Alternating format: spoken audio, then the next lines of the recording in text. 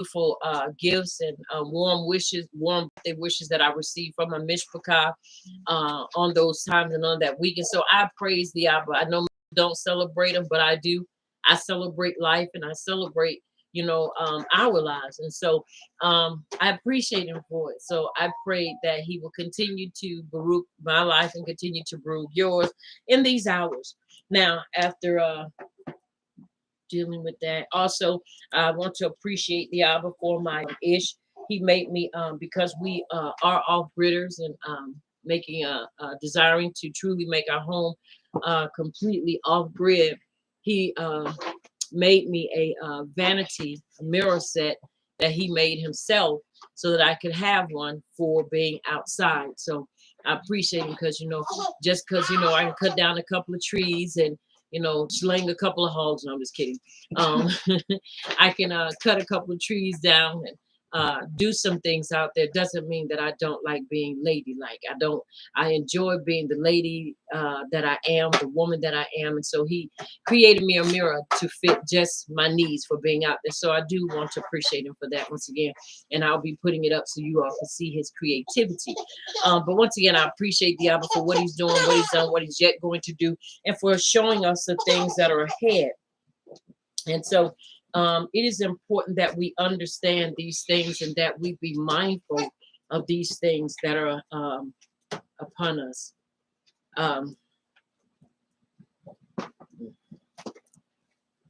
Let us turn our attention to the prophet Zephaniah, chapter 2. The prophet Zephaniah establishes that the end is with Islamists. Once again, this is not a hate teaching. It is not a hate speech. It has nothing to do with hate. Shabbat Shalom, Mishpachah. Toda for dropping in and seeing about us. Appreciate you. But it is about the truth. One thing about facts change, but truth remains the same. And so we want to deal with truth, not facts. Truth will always keep you on that straight and narrow path. Whereas facts change. And when those facts change, it changes everything that you're dealing with. Now you have to understand, if your conclusion is wrong, if your context is wrong, then your conclusion is going to be wrong. But if your context is right, then guess what? Your conclusion is going to be right. This is why it is important that we get in and fix the mistakes that have been made over the generations when it comes down to understanding the end time Mashiach, understanding that group of people that will be with him and what nations will do what and where is Babylon, because Babylon is not in America. Understanding where and when these things are going to happen. Someone would say, but these things are a mystery. But you have to understand in this hour and season that what knowledge would increase. And so the Abba is opening up that knowledge and giving us the knowledge so that we will be able to understand the times and the season, so that we will not be in a situation to where we cannot handle that situation. So I appreciate him. So we're going to look at, pick it up with Zephaniah, the prophet Zephaniah, and he is going to help to establish this, just as Zechariah, Yashia have put their input in, and we stick strictly with the word. We stick strictly with the writings, and that helps us to be able to understand and help us to flesh out the stuff in the writings that at one time we could not flesh out because we didn't have the right information. And so it's important to understand that. All right. Zephaniah chapter 2, and we're going to begin at verse 4.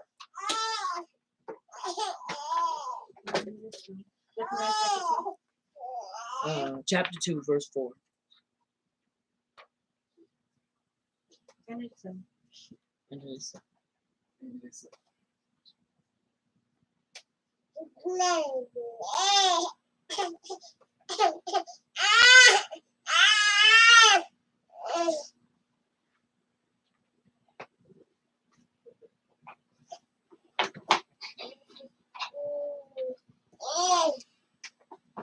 All right, you have it? Yes. Okay, come on, read that for me.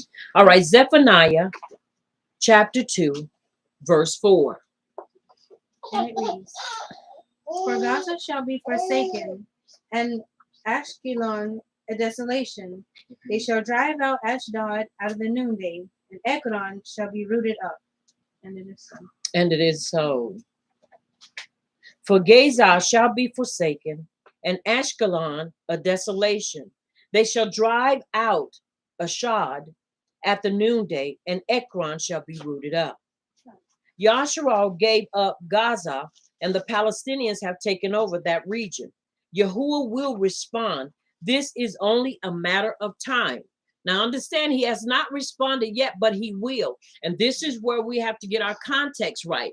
Because if we get our context right, then our conclusion will be right. Because many of those that are over there truly believe that they are the people. And many people, as I did one time, believe that the people that were over there were the original and chosen people. They are not. These are Palestinians. Are y'all following me? So it's important that we understand that. This is talking about the judgment to come on the Palestinian region of Yasharal. We know this is the Yom of the Master, as the context is given in Zephaniah 1 and 14. Let's go to Zephaniah 1 and 14. And it is so. All right, read that for me.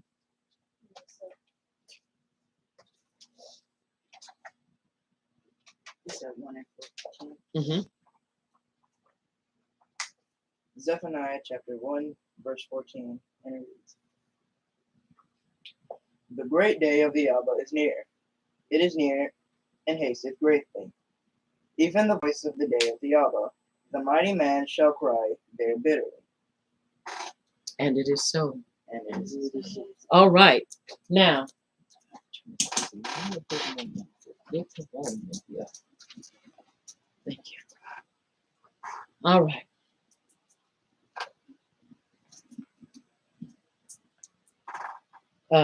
That's a reference. This is a context, and it's and we read 1 and 14. But the part we want to focus on, the great Yom of the Master is near. It is near. It also tells us this Yom of wrath in Zephaniah 1 and 15. So let's stay right there and let's read verse 15 as well. And let's stick with the first part of it, which would be A. We stop at the...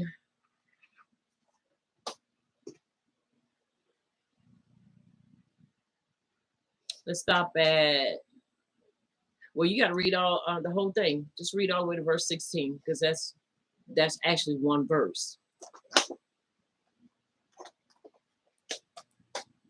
Zephaniah chapter 1, verse 15 to 16. Mm-hmm. That day is a day of wrath, a day of trouble and distress, Mm-hmm. a day of destruction and desolation, a day of darkness and gloom, a day of clouds and blackness, a day of trumpet blast and battle cry against the fortified cities and against the high corner towers. And it is so. And it is so. And it is so. All right. That day is a day of wrath, a day of trouble and distress. Let's look at verse 5 in Zephaniah chapter 2. Let's look at verse 5. Now understand, this is the context that's going to help us understand why we've come to the conclusion that we are in. Once again, I understand many times that people cannot and will not get with this, because this is a direct, I won't say attack, but a direct of uncovering, revealing, and bringing out a group or a nation of people that many times people get uncomfortable with, because they don't really want to bring people out in that manner, unless it's us. Truthfully, unless it's us. If you're talking about, just say, well, white people, but you're not talking about the British, or you're not talking about people in New Zealand. But when you begin to single out and pull out a nation of people and begin to directly connect them with certain information, people get really uncomfortable with that. Well, you have to understand, it's a time that we no longer have the luxury of comfort. I like the saying that was said in the first I just had them on the tip of my tongue. The Incredibles. When Miss Incredible said luxury is a doubt is a luxury that we can't afford anymore. You have to understand ignorance and the denial of a people set forth to do certain things. That denial, that luxury is no longer affordable. It is something we can't afford anymore. So if we want to truly understand and move forward and be prepared, then you have to accept the truth. The writings don't lie. And so when it is brought forth, we have to acknowledge that, because the more we acknowledge it, the more we will recognize and see this thing being fleshed out. Are y'all following me? That is truly important for us to understand. All right, verse 5, Zephaniah chapter 2, verse 5. And it is so.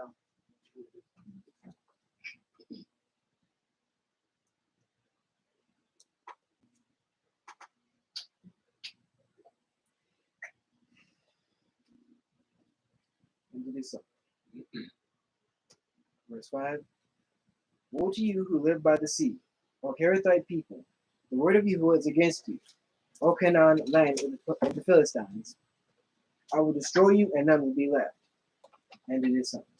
And it is so. Now, once again, woe to the inhabitants of the sea coast, the nations of, let's see, the Sherethites or Keresites. The word of the master is against you, O Canaan, the land of the Philistines. I will even destroy thee, that there shall be no inhabitant. Once again, you have to look at this and you have to recognize Rome is not around the sea. Right. Are you following me? No. Rome, they are not inhabitants of the sea. And I know many times people say, but we found that Rome is around the sea and it's around water. Yeah, it may be around water, but what body of water is it around? That's important to understand. This is a past, present, and future use of these words. The destruction of the Palestinians is yet future and could possibly come through either a hurricane or tsunami-like event. Now, once again, I understand that when it comes to stuff like this, and you're dealing with a specific type of people, and you're bringing forth this type of information to many of people, it can become insulting. It can become really, to some people, aggressive, because many times people do not want to deal, like I said, with this type of information. Because why? It goes against the learning curve. We didn't learn this in Christianity. And we definitely sometimes, or even I'll say it like this, not saying I'm the only one, because I know I'm not. That would be foolish and very arrogant. But even in walking in truth, these are a lot of things that were hidden from us. Why? Because they put out there what they wanted us to accept as truth. So when you get to talking about another nation of people, then people start thinking, oh no, you have to understand the white man is going to be judged for all those things, which I do understand that the Caucasians, also known AKA as white man or the white man, they are going to be judged in their time and for what they have done. But we are talking about who the writings, who Abba Yahuwah has specifically outlined and spoken specifically about when it comes to the end time anti-Mashiach. That's what's important. Now we're going to jump down to verse 8. Let's look at verse 8 in that same chapter, chapter 2 of Zephaniah. Let's look at verse 8, please. And it is so.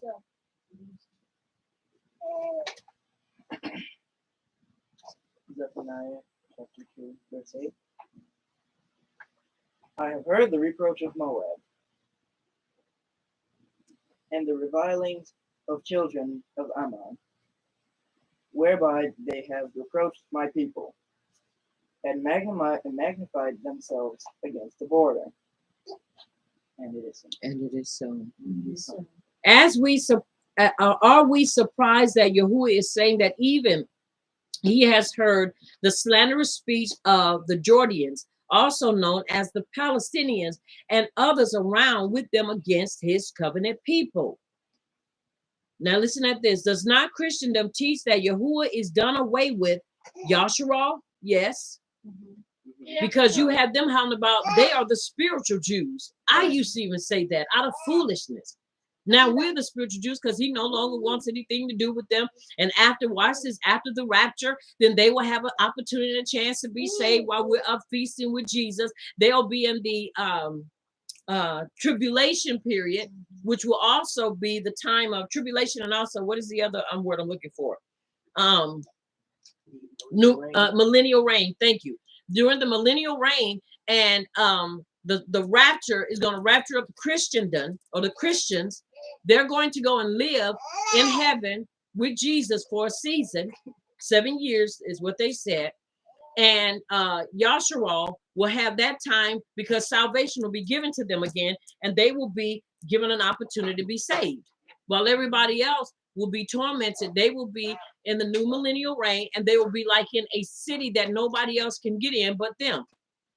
But Christianity, the Christians will be up in heaven with Jesus, supping, eating. Y'all see how the context and how the information is so distorted and messed up. And so you have people believing that, which is not the truth. Once again, it is not the truth at all, because even Christians teach, they themselves teach, that Yahshua has been forsaken. Now watch this. We better not believe that because Yahuwah is very much interested in Yahshua's affairs. These Arab people magnify themselves and say Yahshua is cast off and has no power. They slander the Ibram nation so much so that world opinion is against Yahshua. And you have to understand, the real Yahshualites. You don't hear them talking about the Khazars and those people over there. You don't hear them talking about them. Who do they always talk about? Us. How dare them say they are the chosen people? Those black people are nobody. They are nobody, never will be nobody, and that's just the end of that story. They talk about us. They're trying to get over here and trying to have something that doesn't belong to them. Seriously? Once again, it is imperative and important that we understand information, the right information, and the information that has been put out there for us to find, so that we will be misguided and believe the lie that is put out there. It's important that we don't drink the Kool-Aid. All right, let's read verse 9, please. Verse 9. And it reads,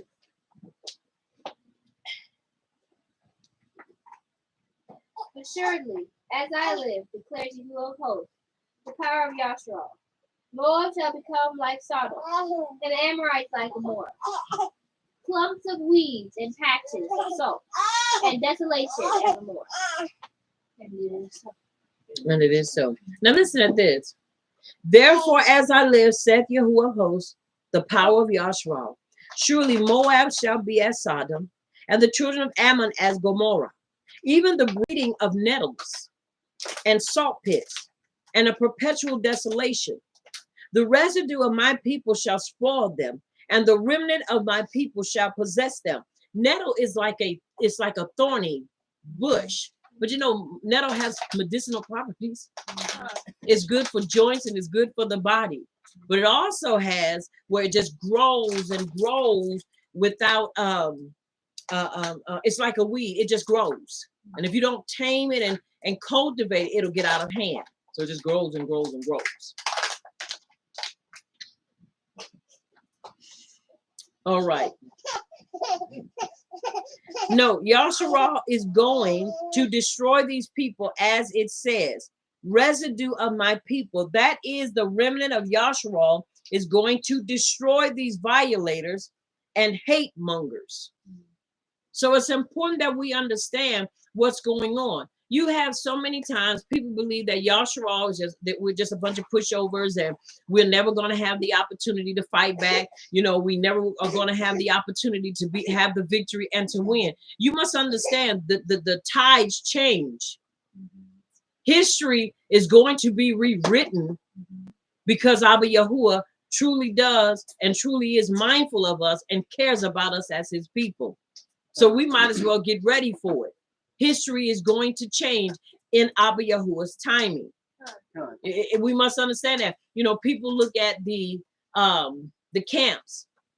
I don't speak positive about them and I don't speak negative. I just speak what I know. One thing about them is that they are ready for the fight. Their mindset is bring it on because we just ready. That is supposed to be our mindset, that we are going to fight what? the great fight of belief. Somebody will say, but are we supposed to do that physically? If it means for you to defend yourself, absolutely. Absolutely. Are y'all following me? All right, let's read verse 10, please. So, chapter 2. We're still in chapter 2. Chapter 2, we read verse 9. Now we're reading verse 10. This shall they have for their pride, because they have reproached and magnified themselves against the people of Yahuwah of hosts. Notice the clear-cut injunction here that they have in their pride reviled the covenant people, the Ibram of the one true power, who is not pleased. Abba Yahuwah is not pleased with the way we have been dealt with. He is not pleased with that, but we've got to acknowledge and recognize that. And not fall prey and fall to people and their foolishness, or to their opinion and to what they believe, if they don't really understand the writings. All right, verse 11.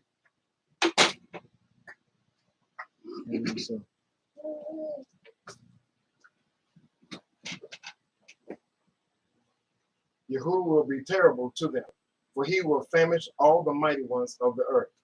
All men and men shall worship him, every one from his place, and even all the isles of the nation. And it is so. And it is so. Now, we're about to put some meat on them bones. We're about to flesh this out. And I'm about to show you where in the writings we have to put the correct wording, so that we can understand who's this being directed to. Because when you hit that word nation, you automatically believe that it's everybody. But you got to understand, Yahuwah will be terrible unto them, for he will famish all the gods of the earth, and men shall worship him, everyone from his place, even all the isles of the heathen. Talking about the Islamic people. Talking about the Islamic people. Somebody will say, well, what about everybody else? If he doesn't make mention of everybody else and he's not concerned, neither should we. Neither should we be. How is Yahuwah going to starve the false gods? Easy. Allah demands that you send your son or daughter for jihad. Muslims are lining up to go on suicide missions as human bombs. As there are the sacrifices that this God Allah demands, Yahuwah is going to put an end to it. And many times people don't believe that. But you have to understand, once you get into that religion, you give your complete and total self to it. And whatever they require of you, demand of you, if you're going to be a Muslim, you're going to do that. And for those that say, oh, no, not everybody, if you calling yourself Muslim, you might as well get ready to get in line. Because if they call on you to do it, either one or two things, either you're going to do it and you die that way, or they're going to take your life. That's not propaganda. That is not telling a lie. That is just the truth. And if we don't wake up and recognize this, and our people don't stop trying to, if our people don't stop running from the truth and try to find every way but the right way, you're going to find yourself ensnared in a place and with a people that may just cost you your life. So that's important for us to understand. Now, you have to understand, once again, it's important that we understand how he's going to do this. Here is that magic word again in verse 11. All the isles of the heathens, or countries, or heathens who are Muslims today will come to know that the true power is not Allah. A redeemed remnant will come to worship him one day, who is revealed in the person of Yahush of Nazareth. The isles of heathen include countries like Indonesia. So it's important that we understand, when they come to worship, they're going to worship what? In spirit and in truth. That's important for us to understand. Very important. Those that do not acknowledge him as power will die spiritually. They will die physically and also be cut off from the world hereafter, a spiritual death. Now, I want to say this because many times when you say a spiritual death, the first thing people say, well, they're already spiritually dead. Let me correct that. If you're spiritually dead, you're physically dead. Because it is your ruach that gives your body what? Life. That's what helps to animate you. Now you have to understand, I will say it in this fashion. Those that are spiritually awakened to truth, those will proceed and move on. Those that are spiritually ignorant concerning the truth cannot move forward, and therefore they live a reckless life. But to say someone is spiritually dead, hear what I'm saying? Because many times we say, well, they're dead because they're not walking in truth. No, they are alive. They are just ignorant and in denial of what truth is. Because you can't live without your ruach. If your ruach is dead, you dead too. So you cannot live. So it is important that we understand that. Very important.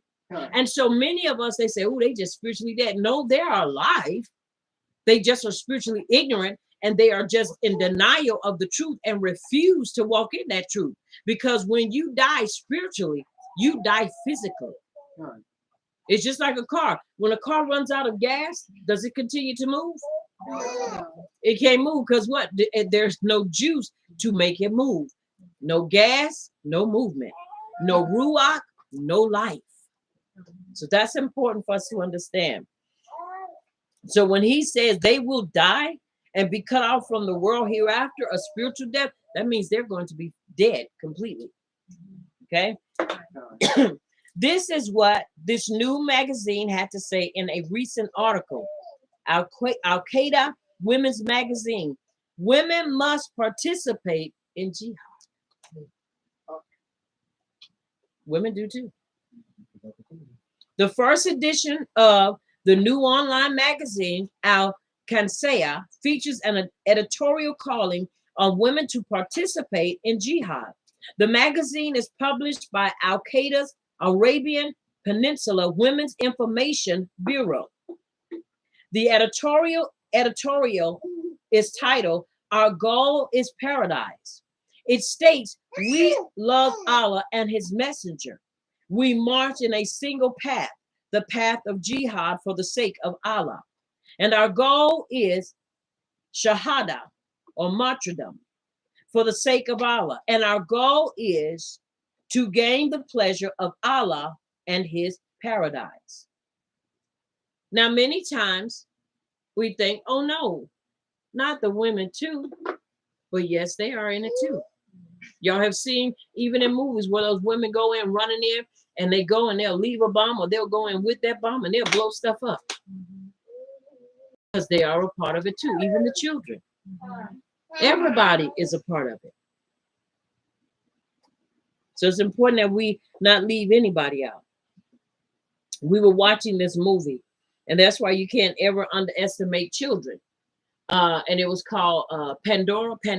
What was it? The Pandora, where they was on a ship, and they had been in a sleep stasis. They had been asleep, and they were supposed to be going to this new planet, and they had basically this old crazy white man who was the captain basically woke up before everybody else, and he started playing, let's experiment with people while they're asleep. And he started doing different things that started causing mutation, and he started causing a lot of problems to happen. And they said what happens is, I think it's deprivation. And so what happens is they lose or they don't get enough of oxygen, and this is where they start acting delusional and really start acting crazy.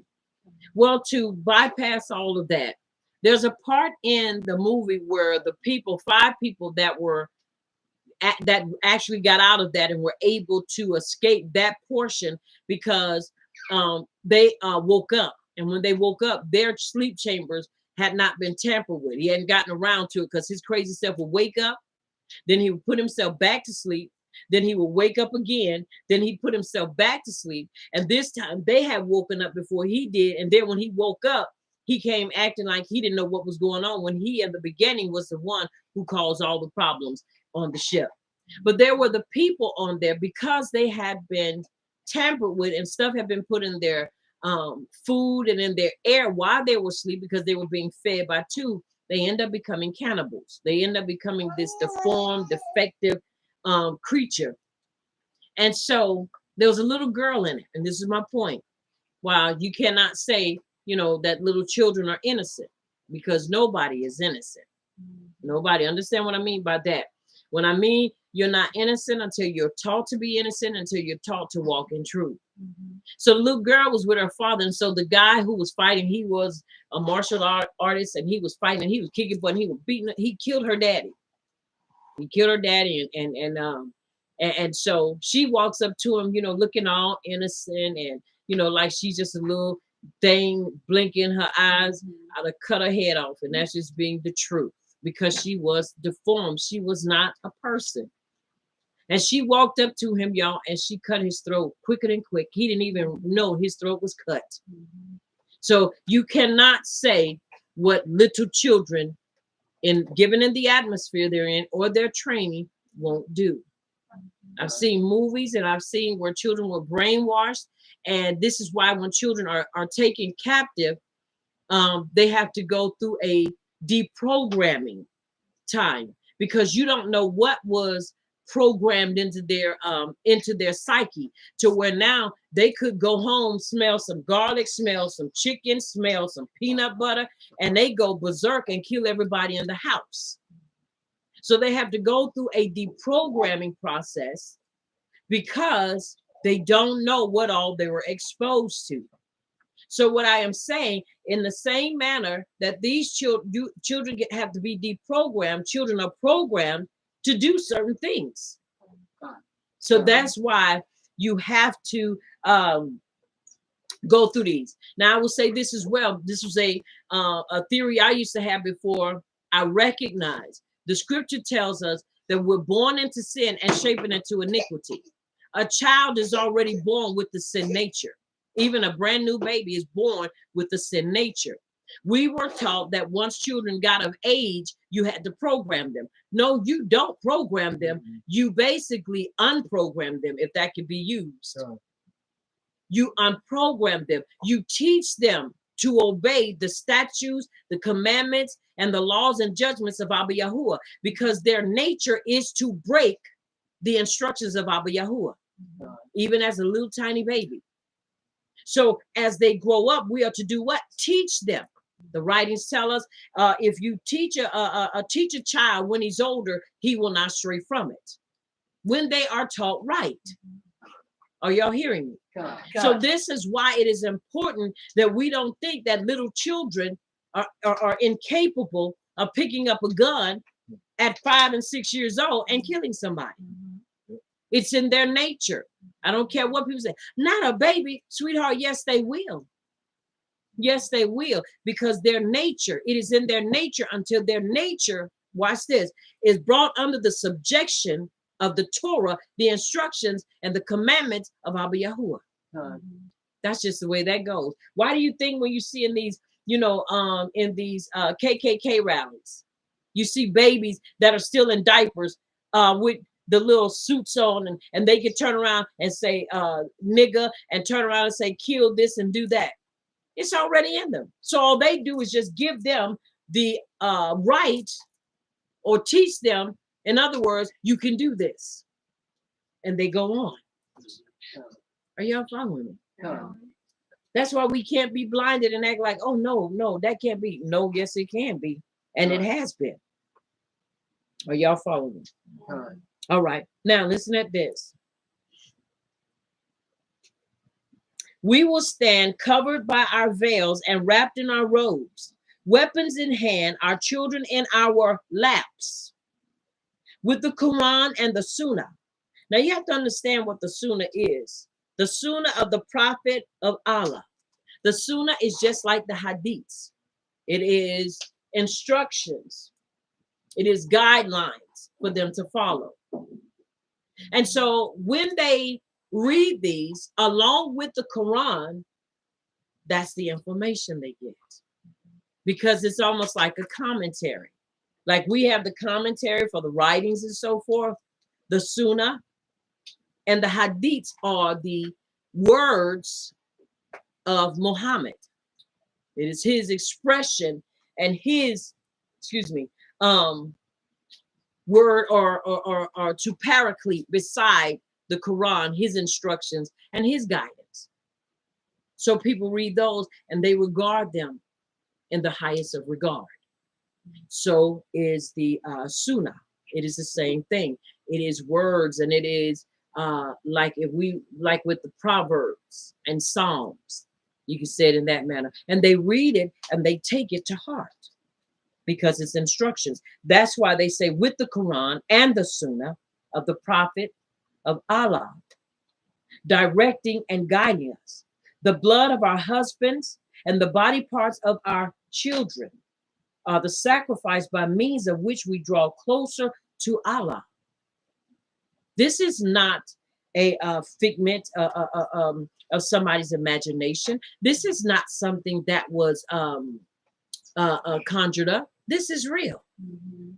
And because they love Allah, they're going to do whatever is necessary, whatever they believe to please him. Now, many times people don't believe that because to them, these people wouldn't do that. We just know them to wear all the black and be covered up in all their eyes. Only thing you see are their eyeballs. Why would they do that? And the women, they live in this harsh reality that where they can't do anything. You have to understand they live there because that's what they want. That's their culture, that's their lifestyle, and they will kill you before they leave it. But we have been mystified and so deceived into believing, oh, them people need to be free and delivered. Them women don't want to be free, and they definitely don't want to be delivered. They like just where they are, and that's what they do. And this is from an article that says this is what they're willing to do with their children in their laps. They have to read it too. Are y'all following me? What kind of God requires sacrifices of children? Notice below particular emphasis on children martyrdom. This is child sacrifice, no different than the false worship and child sacrifice in the Yamim of old. It's no different. You offered up your child. Children martyrdom promotion clip returns to PA TV after years absence. A broadcast clip titled Farewell Letter that had been removed from the Palestinian Authority TV after it was exposed at a USA Senate hearing in October 2003. He is sucking his stuff in. And was subsequently harshly criticized by USA senators, has returned to Yasser Arafat's Palestinian Authority TV station nearly after a year's absence. Farewell Letter had been broadcast at least 3 times in the last 2 weeks on August 23rd, 26th, and the 31st of 2004. The clip was replayed on PA TV. In the broadcast, a child sings a farewell letter he has written to his parents, glorifying his desire to die. And then he goes out to the combat zone where he is shot and achieves his death wish. As he falls in death, the words of his letter are sung twice. How sweet is Shaddai, death of Allah, when I embrace you, my land. In the farewell letter sung during the clip, the martyred voice says, my beloved, my mother, my most dear, be joyous over my blood and do not cry for me. Now, y'all, you would think that, oh, this ain't real. It's quite real. And it is quite authentic. Are y'all hearing me? So understand what's taking place here. Someone will say, oh, well, that's horrible. It's no different than people putting their children in the military. Y'all ain't gonna like me, but I'm gonna tell the truth. Sending a 17 and 18-year-old to the military, what you think you're sending them there for? You think when war break out, where they gonna be? They ain't gonna be somewhere being protected. They're gonna be out there fighting to protect people. So it's just the same sacrifice, different face, different scenario, but it's the same, I don't want to use the word primitive, but it's the same agenda. It's the same agenda. It's the same thing. So it's truly imperative that we understand this. This is Baal in action that requires ongoing child sacrifices. The clip can be seen at www.pmw.org, Now you know that this book was written, and 9 times out of 10, if you go to look it up, you're probably not going to be able to find it. Are y'all following me?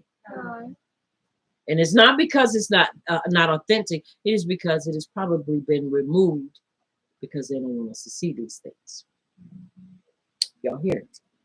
All right, let's read verse 12.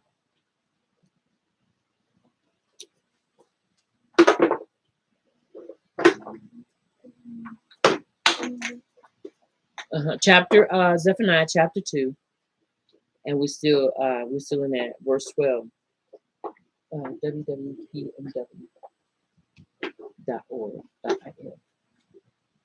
And it is so. All right, let's read. Verse 12.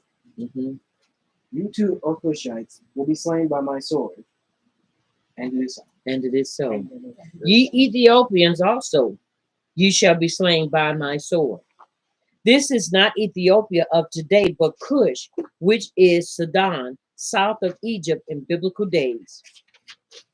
Is it any wonder that there is currently slaughter going on there of innocent, it says innocent Christians, estimated are over 400,000 already massacred, and animists by the Muslim Arabs, trying to drive them out of the oil-rich regions of the south. This will also be part of the end-time confederacy, and that is why we are seeing a merging of this region with the Islamic region. Let's read verse 13.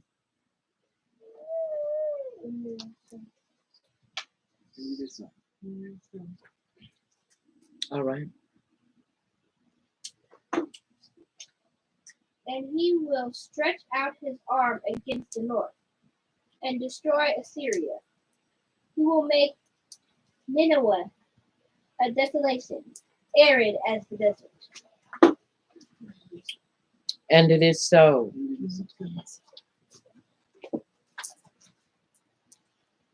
Yahuwah is going to destroy Nineveh in the north, which is still pretty much thriving.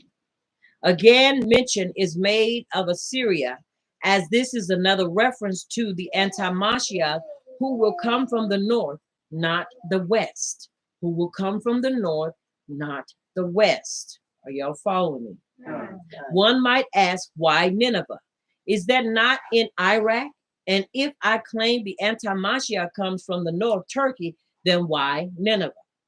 We have to understand that Turkey is not the only nation in the end time confederacy, but it has other CIS, common independent states.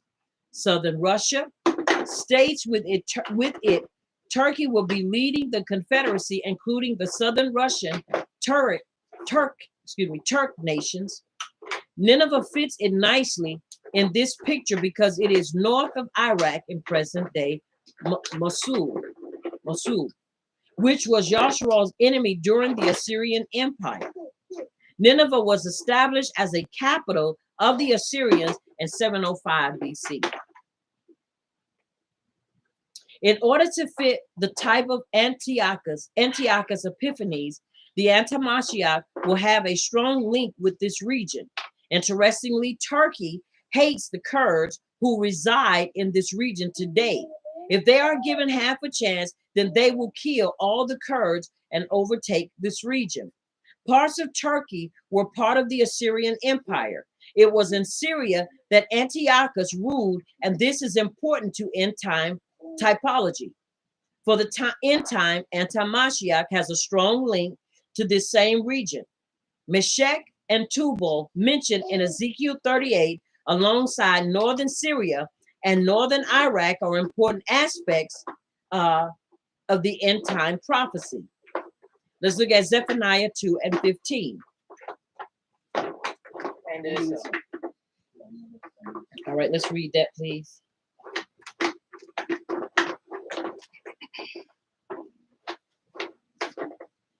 Zephaniah chapter 2, verse 15, and it reads, "This is the rejoicing city that dwelt carelessly, that said in her heart, I am, and there is none beside me. Mm-hmm. How will she become a desolation, a place for beasts to lie down in? Everyone that passeth by her shall hiss and wag his hand. And it is so. And it is so. This is Saudi Arabia that is pinned to be destroyed. She said in her heart, I am only, Yahuwah says, I am. And no one can touch me. She sins in secret, and Yahshua also predicted her destruction the same way. All right, let's look at Yahshua chapter 21, verses 16 and 17.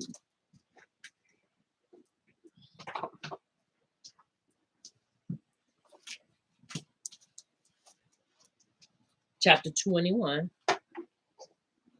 And let's look at verses 16 and 17.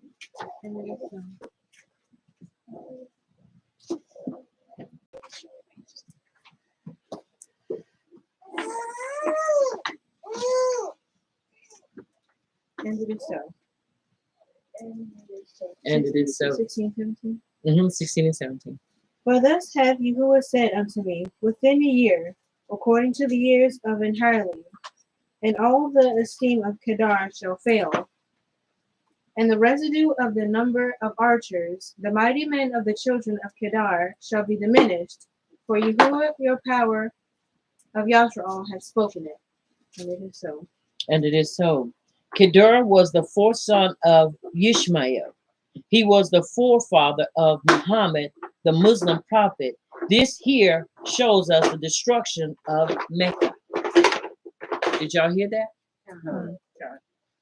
I'm going to read that again. Kedar was the fourth son of Ishmael. He was the forefather of Muhammad, the Muslim prophet. This here shows us the destruction of Mecca. That's important for us to understand, y'all. Very important. Context, conclusion. We can see that many prophets of Yasharal spoke about these nations, and each one confirms that the end time wrath is on Islamic nations who will join together as a confederacy. Could the glory of Kedar failing be the end of Mecca? This is likely scenario, and the mighty archers diminishing will be through warfare. So it's important that we understand that. Now I'm going to read. Here is a likely scenario of possible events. Now remember, this is a scenario, right? So when you understand what a scenario is, it is just a probability. A probability. Okay? All right. No. I told you we're going to be up there. Especially in this time. Now, about 2004, we probably could have found it, just like I probably could have found the book Peace or Beast, Islam, Peace or Beast. I have searched high and low for that book, and every time I try to find it, and every time I think I'm going to get it, well, we don't have this book available no more, y'all. There is no it's almost like that book was never written, but I know it was because I have excerpts from it. And so if you come across it and you find it, please let me know, because I need that book. Once again, is Islam, Peace or Beast? And we know it sure is not peace, so that means it's beast. All right, now let's look at the scenario. Syria has enough biological weapons to be a serious threat to Yasharal.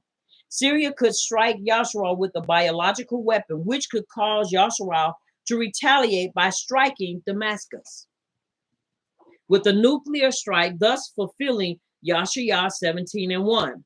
There are at least 2 or possibly 3 nuclear strikes in the writing, and one is on Damascus. The burden of Damascus, behold, Damascus is taken away from being a city, and it shall be a ruinous heap. If this were to happen, then this would allow the Islamic nations to come together very quickly to try and destroy Yasharal. This would also mean that a lot of Western governments would distance themselves and condemn Yasharal, leaving Yasharal all open to a big, heavy attack by the anti-Mashiach's forces. The enemy would know that Yasharal is not going to get international support during a war. What would happen if Yashua did strike in retaliation to an Arab missile strike coming in to strike Yashua that had nuclear or biological capabilities? It's in my personal opinion and knowledge that Yashua has drawn plans to keep nuclear ambiguity until such time as it becomes absolutely necessary to openly declare what they have in their arsenal. In an attack on the sovereign state by Yashua by bio or nuclear weapons, Yashua is prepared to strike at least 15 targets of hostile Islamic nations. And in this event, Yashua hopes to do enough damage to put at least 15 of them out of business. On the face of it, this seems to be a great strategy. But the problem is that there are more than 15 Islamic nations, that is 52 at present, count and increasing. Many could acquire certain strategic power, in which case they will attack Yashua together with all hostility and fury. This is exactly what the writing teaches us, that they will attack Yashua and prosper to a certain extent. That is, to the extent that even half of Jerusalem is taken away captive. Zephaniah 14:2. This in itself means there will be an invasion from the north by a large force. This would also mean that open combat, street fighting, and in the end, what we will see is that half of Jerusalem, most probably East Jerusalem, will fall. This is obvious because if you go to Jerusalem to Yom, it is likely that East Jerusalem, which is mostly Islamic, along with other Muslim states, will rise and attack Yashua, thus causing the Ibram to take cover in West Jerusalem and prevent it from falling. Now, we were talking to, I consider him a friend, Moray, I just forgot his name, Lamad Yahoo. And one of the things he was saying that when he would go, because he would do tours, he would take people to go and tour sometime. And we asked him, say, are there Muslims in the place? He said, absolutely. He said, they have all their writings. He said, they even have places you can't even go.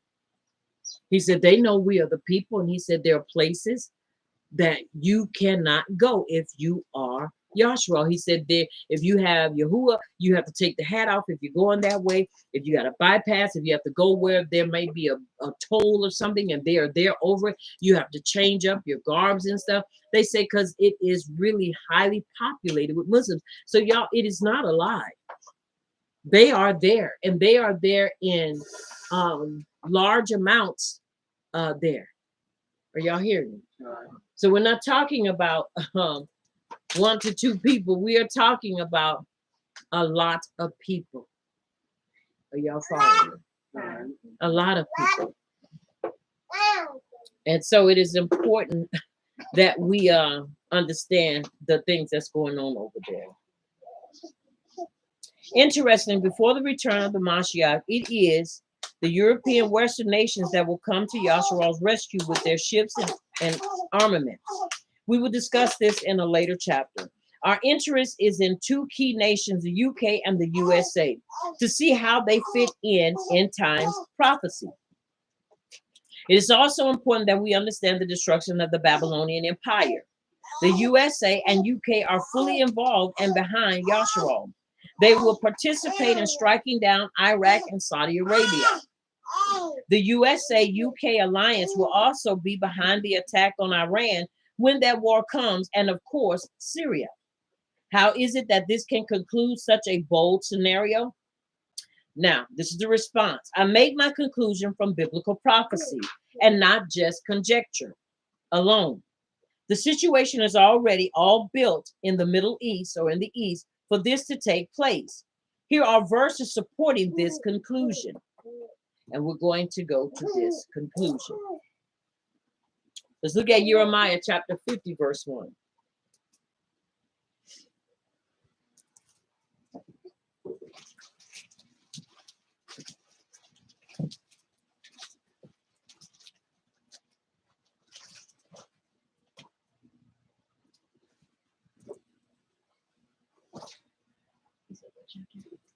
Chapter 50, verse 41. I think it's it. Yeah, chapter 50. Let's look at verse 41.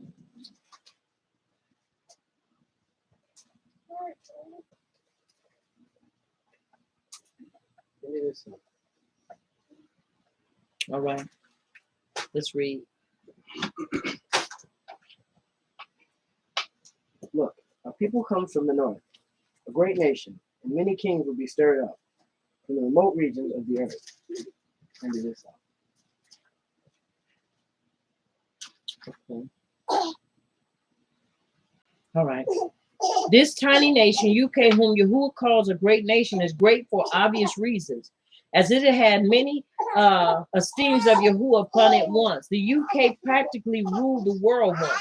Yet when you look at its size now, it is much smaller than Texas. Was it not this great nation that decimated the large and best armada Spain had to offer at a time when Spain ruled the ocean waves? Yet Yahuwah proved them wrong by using a small nation to judge the mighty Spanish, whose great armada was sunk by the British ships that were a few in number. And it is so. All right, now let's look at that. Now, the great nation in the north is the country of the United Kingdom, and it will lead the battle, and the USA will follow it. Yahuwah will raise these nations for his wrath on the Islamic empire. And this is why we cannot be, and you'll hear me say this, we cannot allow ourselves to lose focus. We can't. Well, that's Babylon. No, it is not. We can't allow ourselves to be distracted by the things that are happening. Yes, we know, I know things are happening, but we cannot be distracted by that. We have to follow the writings, because the writings do not lie. No matter what, they don't lie. They don't lie. All right. Jeremiah chapter 50, verse 42. Okay.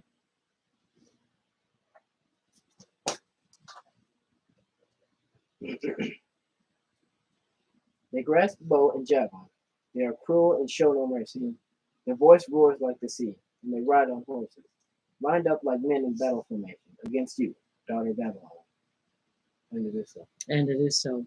Here clearly in view is not only Babylon, but Iraq plus Saudi Arabia, the daughter of Babylon, since Saudi Arabia worships the God that came out of Iraq via Nabonidus.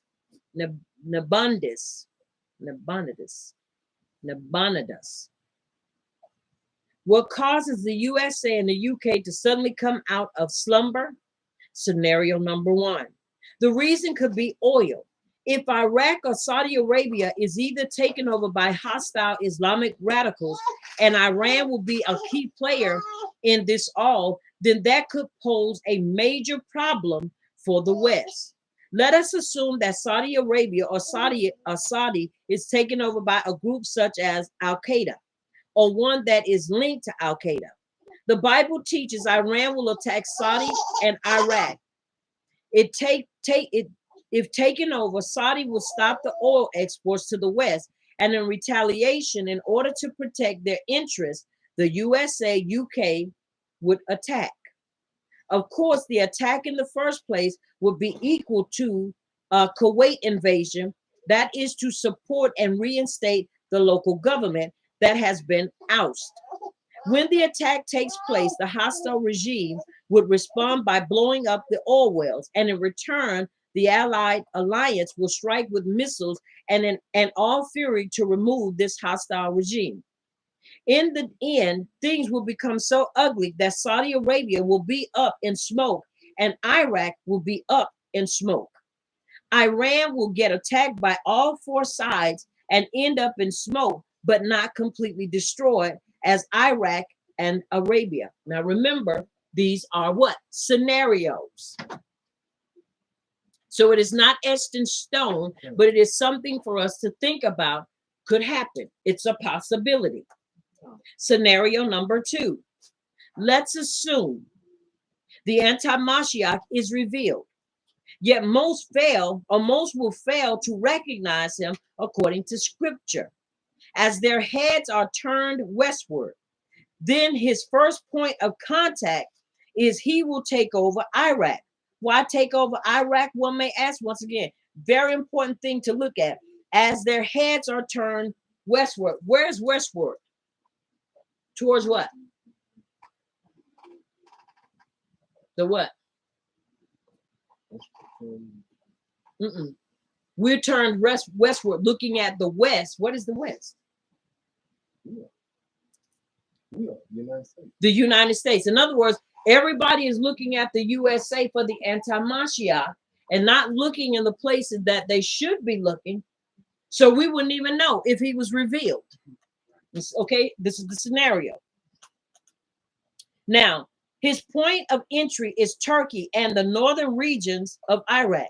Guess where? Kurdistan.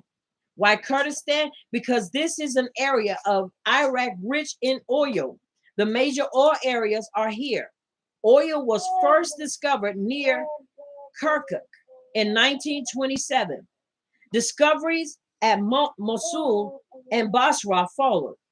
Although the northern fields, notably Kirkuk, Jambar, and Sasan, have produced the most oil, the south also has oil. The southern oil fields have the largest reserves. Iraq has large reserves of natural gas. Facts. More than half of the Kurds live in southeastern Turkey. 25% reside in northern western Iran, and about 17% live in northeastern Iraq. Kurdistan is a wealthy region with deposits of petroleum and other minerals, as explained above. A large part of Iraq's oil resources are in Kurdistan, in the regions around Kirkuk and Hanakon. A part of the important oil resources of Iran is also Kurdistan, in the region around Kermanshah. Turkey's oil resources are almost exclusively in Kurdistan, in the regions around, let me say Batman, Diyakabar, Barak, and Idaman. Syria's oil resources are also mainly in Kurdistan, in the region around Cizre.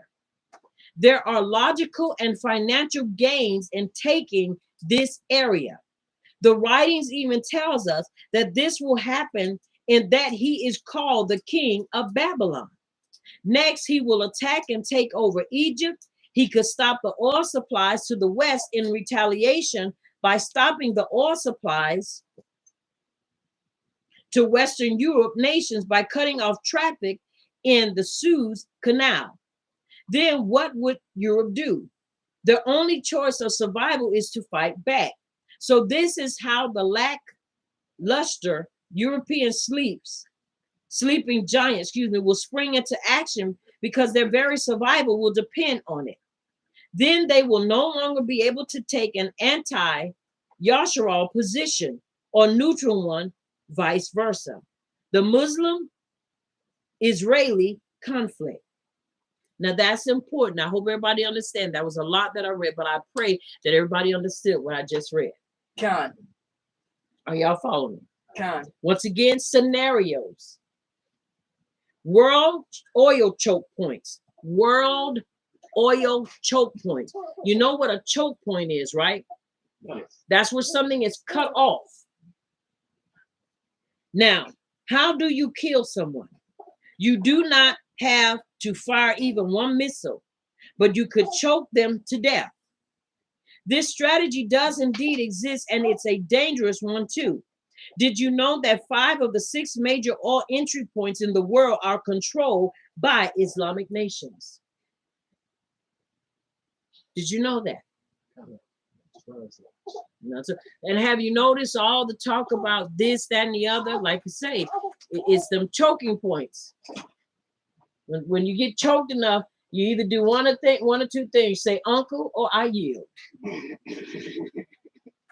So in order to control terrorism, or radical Islam, the Western leaders must involve Islamic leaders, or else they are going to fail and fall flat on their faces.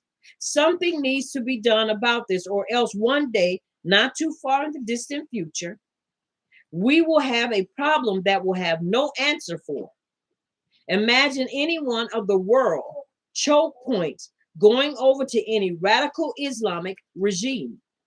Then what can the West do? They can do little else but fight. That's it. There is no other way around it. Now, I'm going to give you these: Bab el Mandab, Bosporus, Turkish Straits, Panama, Canal, Strait of Hormuz, Strait of Malacca, and Suez Canal. Now those Suez, thank you, Canal. Now I'm gonna stop. I'm gonna think. Then stop. No, I'm gonna read this one. Babel Mandab. I'm gonna read that one, and these are once again the choke points. I'm gonna read this one, and this is one I want you to really kind of think about, because it's going to give you the location. And once the location, I want you to really think about this long and hard, especially with the crises that we're in. High gas prices. Why? Why do we have high gas prices? Because they say it's a shortage. I wonder why. There's a shortage. We always said, well, America can get its own oil. We have our own oil, but we don't have that kind of oil. Are you hearing me? So we'll put at a disadvantage, but he need to open up those reserves. Somebody said he already opened up the reserves, and it still ain't enough. Are y'all following me? But let's look at this possible choke point. Location: Devout, Eritrea, Yemen. Connects the Red Sea or the Reed Sea with the Gulf of Aden and the Arabian Sea oil flows 2000. 323 or 3.2-3.3 million BBLD. That means barrels per day.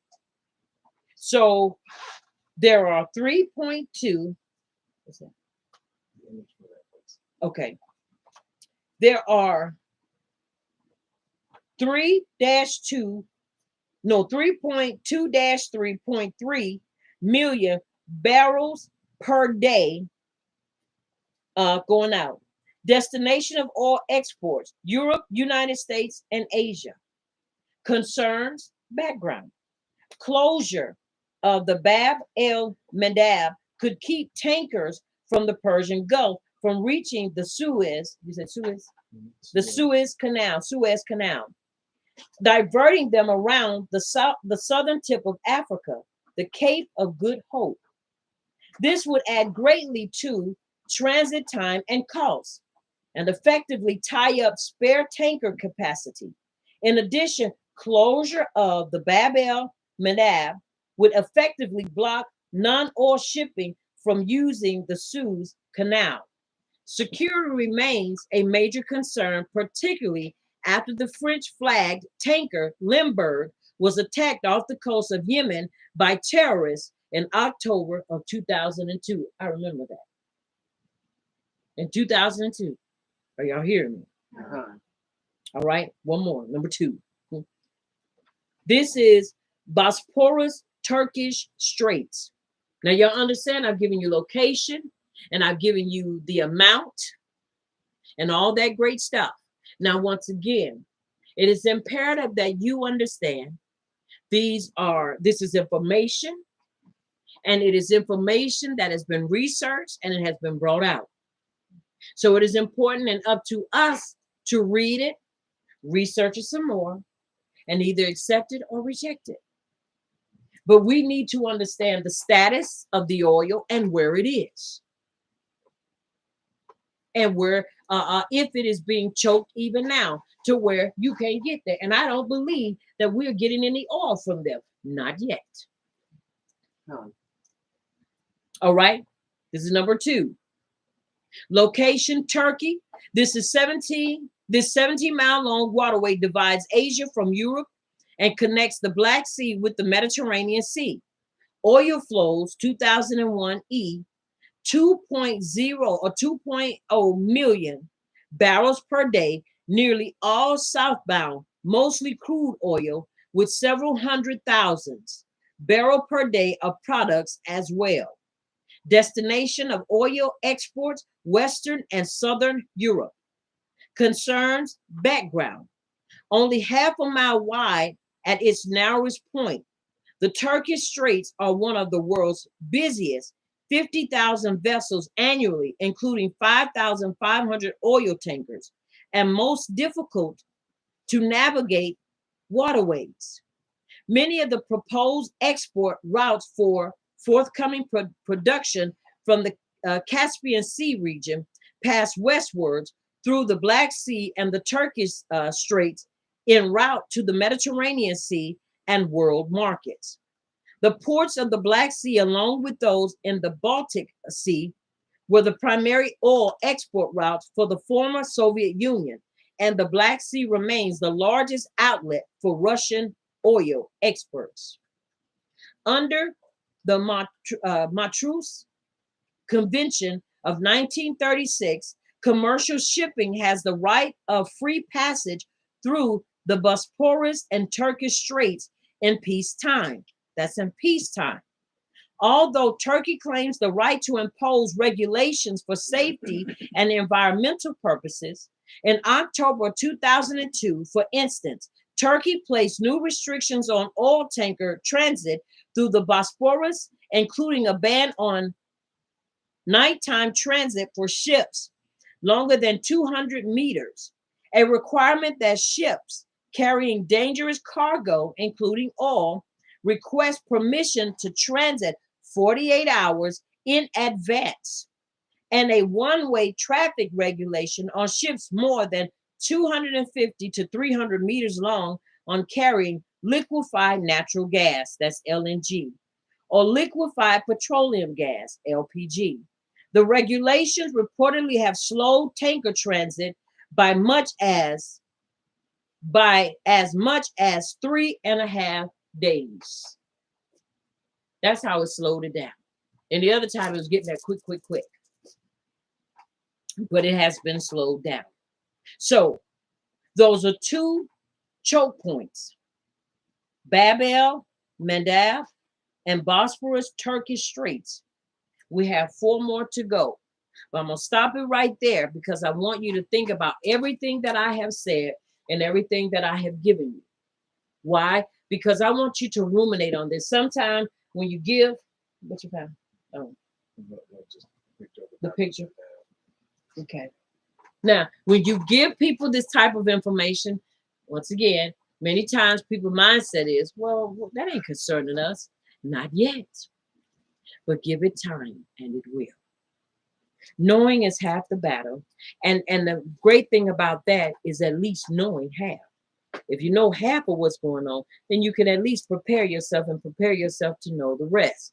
But when you have no clue, that's when you're truly in a very, very dangerous position and situation.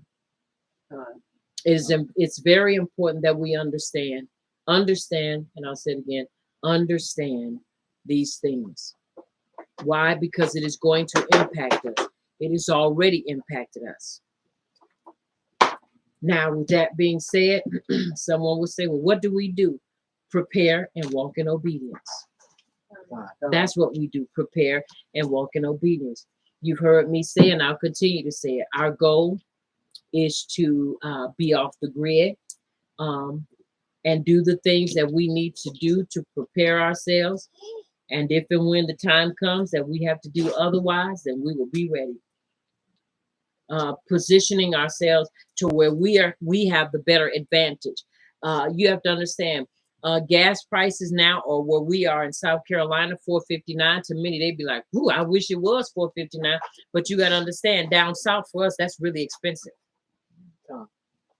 That's really expensive for us. Many places in California, it's already $10 a gallon. In Georgia, I believe it's 7, or Tennessee, it's about 7 or 8. Okay. And so if you have a tractor, well, diesel is already $5.60, almost $6. And that's expensive, y'all, especially when you have a big rig or you have a big truck that has a double gas tank or dual gas tank. And so you got to look at the economy. Inflation is on the rise. It's already here. You go to the store to buy a pack of legs that may have 14. You paying almost $8 for them. And I remember you go in the store and pay $2 for them. Chicken thighs, $8, $9. I was looking at some chicken thighs in a pack, and I told my I said, Elder, I said, you know, I never would have thought that I would see chicken thighs $11. Dark meat is not expensive. It's the least expensive meat on the bird. You always look at the chicken wings and the chicken breast being expensive. And then when you go in the shelves about clean. We were there the other night, and I'm like, I don't see anybody restocking the shelves. There was nobody restocking shelves. People grabbing stuff and, you know, going through like everything, and they just as happy. And I'm like, y'all, you better understand, it's always the calm before the storm. So we have to prepare. We have to use wisdom and prepare ourselves, because you have to understand everybody is going to be impacted by this. Even the super rich are going to be impacted by it. And so we must prepare. And you have to understand, for Yahshua, this is not, you know, people think, oh, once we get through this, no. This is just preparing us for the real battle. We ain't in a real battle yet. This is just that the preliminaries. We just going up the rank. We just fighting our way up. And once we get to that fight, we got to have the energy, and we got to have the belief and the strength to continue on and to stand. And so it is important that you prepare now.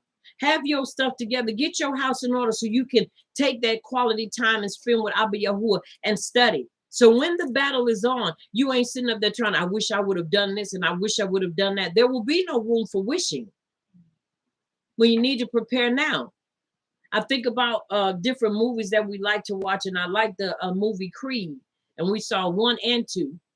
And at first it's like, but I really enjoyed it because it showed you sacrifice and what it takes to win.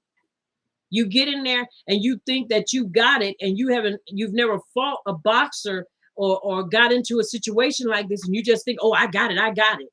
And you've never been in that territory before, you will find out that you will get knocked flat on your behind. I want to use something else, but I'm going to use behind. And then you'll be looking around embarrassed. Why? Because you didn't train. You didn't qualify yourself for that battle. Yo, it's about qualifying now. How do I qualify? Prepare yourself. That in the event you're in a situation that look like you can't handle it, you still won't nut up and run and go crazy. But you will stand there, gird your loins up with his truth. And having done all to stand therefore with your loins girded with truth, and do what you need to do to maintain. And not get up there and now you're giving an ultimatum. You either come and be with us or you're going to die. And now you done defected because you don't want to die. Y'all, we got to be ready. And many of us are acting like the foolish virgins, like you don't know that the king is coming. You don't know that the bridegroom coming. We know he coming, so we got to be ready. God. And you don't wait till the last minute to be ready. You prepare. That's like when we're going home to the land, we don't wait to get halfway down the road trying to put gas in. We fill up before we go, so we don't have to worry about, oh, we done ran out of gas. Now we got to find somewhere to get some gas. You work smarter, not harder. Yo, because this is the time we're in. Buy your food. You know, I heard different ones say, well, I'm through trying to win the masses. I ain't never said I was trying to win the masses. I'm trying to speak to Yahshua and get Yahshua to understand you better prepare. You better prepare. We better prepare. You better have food stored up. You better have your personal items stored up. Why? Because tomorrow You go to the store and you may not even be able to get in the store, or you go and there's nothing there to get. And the little bit that is there, now you got to be fighting folk over it. I ain't got time for that. And I'm not wasting bullets on foolishness. You in the grocery store fighting somebody over something which you could have already had. When you need those bullets, when you're on your homestead. For wild animals, 4-legged and 2-legged. Y'all follow me? So it's truly important that we find ourselves doing what we need to do to prepare ourselves. I know for many it's unorthodox, but it's the truth anyhow. I would prefer to be able to sleep at night knowing that I have a little bit that I fought to maintain and to get than to go to bed wondering, could I have done more and didn't do more? Could I have done better with my sustainability and didn't do because I felt like, this is just conspiracy. It's going to blow over. And it doesn't blow over. I'm sure them people that thought about the storm, Winter Storm 94, many of them that went through that, that's a time I will never forget because so many people died because it was told they were warned to prepare. You know what they did? They did nothing. So the people that didn't freeze to death starved to death. That's right, because they were without food for about a week. But think about it. If you don't go shopping, somebody, how can you starve in that little amount of time? Well, if you haven't shopped and you're waiting, now when you go to shop and everybody in there and they got 4 and 5 buggies and you trying to get in there and you don't have that, you're in trouble because you're trying to make up for the time you could have had food in there. I've always learned this. Whenever my mother would cook, she would always cook a little more. She said, because you don't never know who's going to come by. We always shop for a little more because you don't ever know if you're going to be able to get out and get to the store.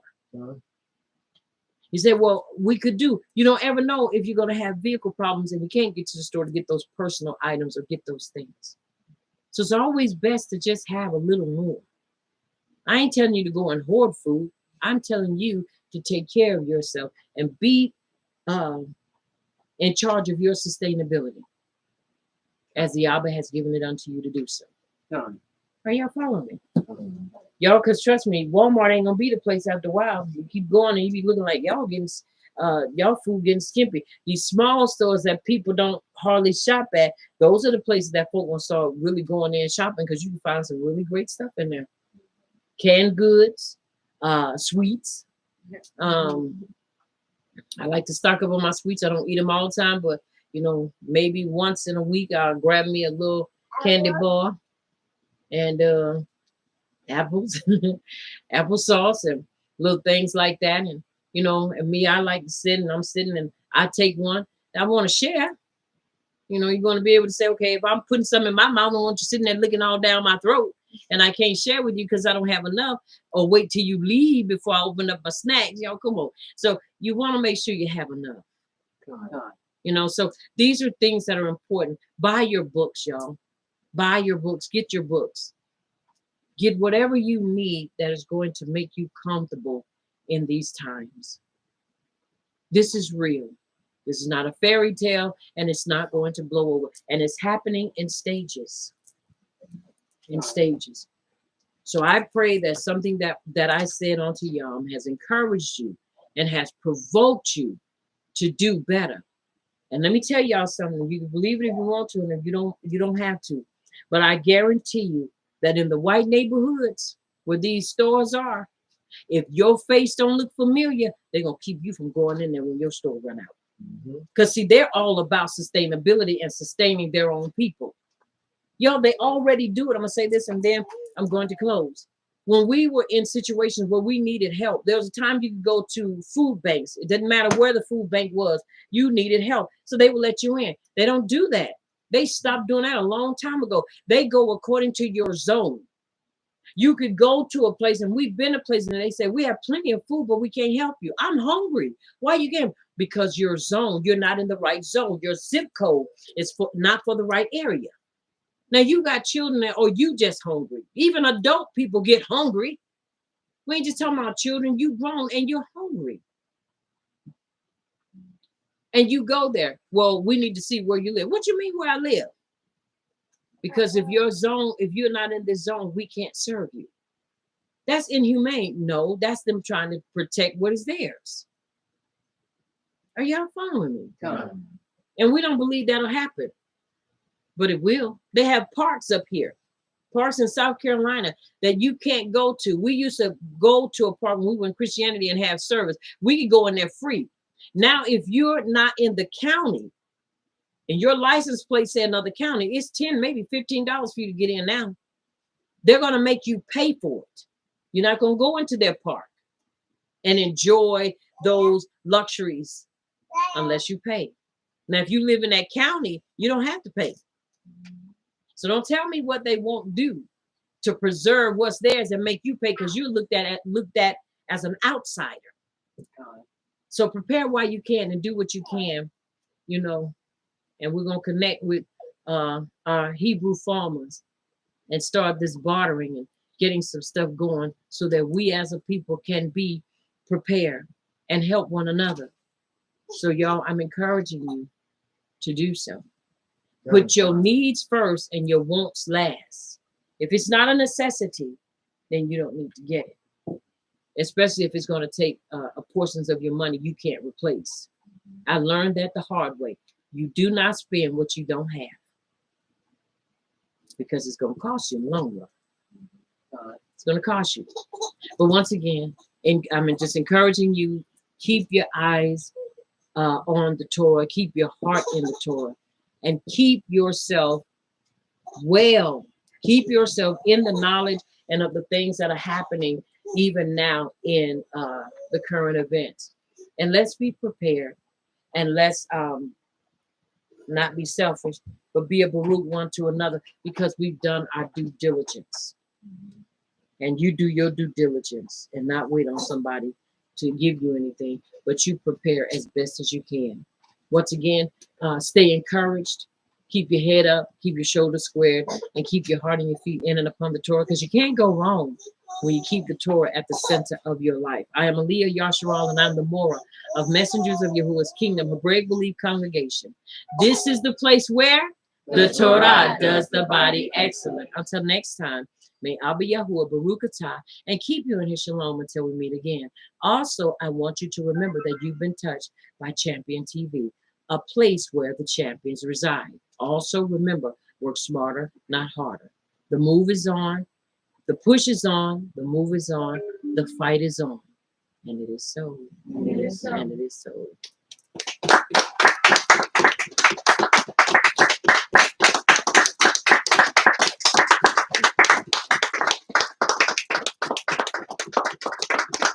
This is Champion TV.